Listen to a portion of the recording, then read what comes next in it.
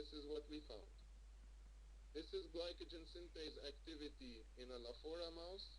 This is glycogen synthase activity in the double knockout mouse, meaning the Lafora mouse that is also lacking the PTG.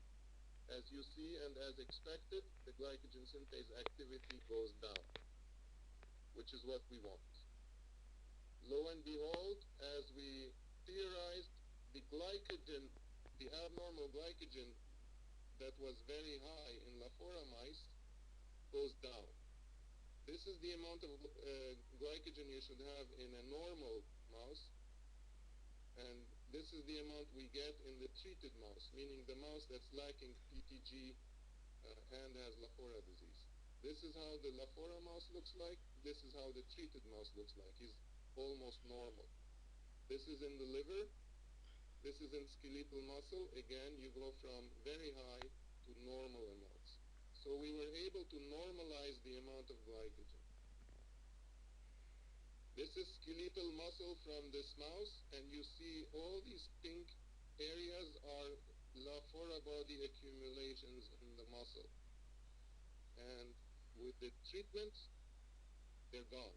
There's no more polyglucosan bodies in Lafora disease. They're named Lafora bodies, but that's what they are, polyglucosan bodies. They're completely gone.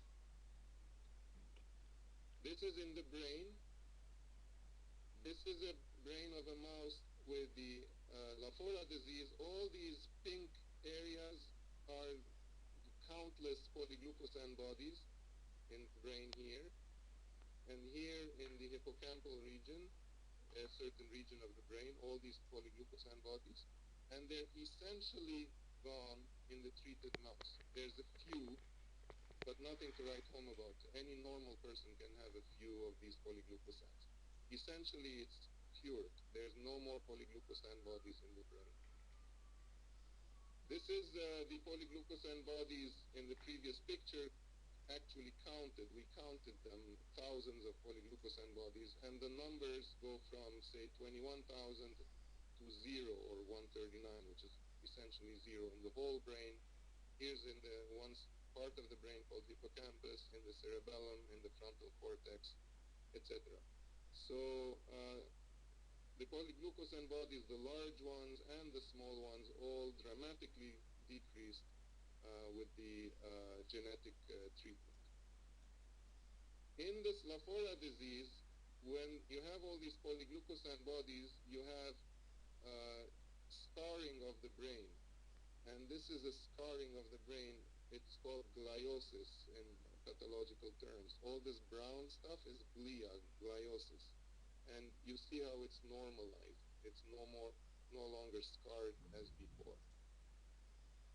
And we counted these scars, basically, if you'd like, and you see this is the amount of scarring in the Lafora mice, and this is in the treated mice. It is now normal. Normal in the hippocampus, normal in the cerebellum, normal in the frontal cortex. So not only were the polyglucosan bodies gone, but the scarring of the brain was gone. In the electron microscope, we saw the following. So this is in the cerebellum. This is what's called a Purkinje cell, a big type of cell in the cerebellum. And normal, this is in normal cerebellum. It looks plump and has a smooth surface.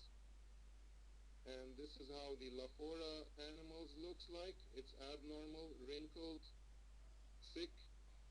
You can see. Compare these two. And this is the treated mouse, which is back to normal. So the neurons return to normal.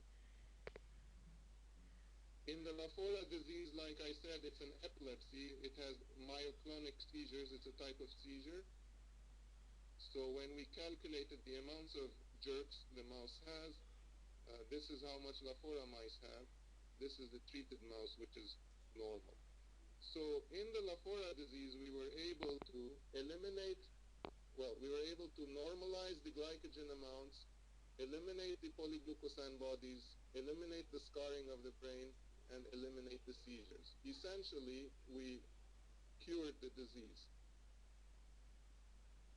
So we had a situation of too much glycogen synthase. We we brought it down, and the problem was gone.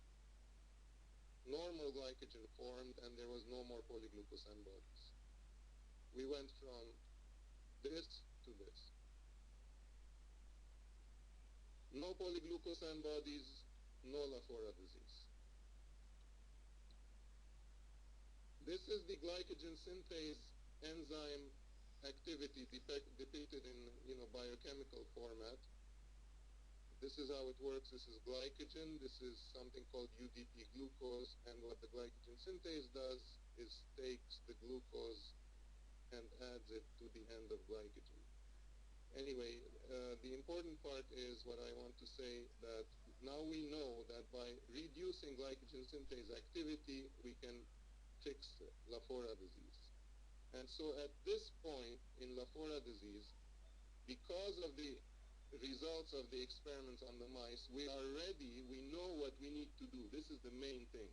And what we need to do is get a pill or a small molecule, which we'll put in a pill, which would go and act on glycogen synthase, decrease its activity, and stop the disease. So in Lafora disease, we know precisely what to do, and this is the next step of research in Lafora disease. Now, how about adult polyglucose antibody disease? I think by now, after my explanation, I hope you agree that the same thing needs to happen. No polyglucose antibodies, no polyglucose antibodies. We hope, we theorize, there will be no adult polyglucose antibody disease. This we know in Lafora disease, but we don't know yet in adult polyglucose antibody disease. But as you can see, it's a good theory. In adult polyglucose antibody disease, our problem is we don't have enough branching enzyme. So what we need to do is the same thing as we did in Lafora disease, reduce glycogen synthase activity to return to the balance and thus prevent polyglucoside formations. So in order to reach the point where we are with the Lafora disease, we need to repeat the experiment that we did with the Lafora mice, this time with the adult polyglucose antibody disease mouse. And as you know, thanks to huge efforts, Orhan, Dr. Ackman, and Dr. DiMauro's lab has now generated the adult polyglucose antibody disease mouse, GBE1 minus. So all we have to do is breed it with our PTG minus mouse and create mice which are deficient of branching enzyme, which gives them polyglucose antibody disease, and PTG, which would downregulate their glycogen synthase.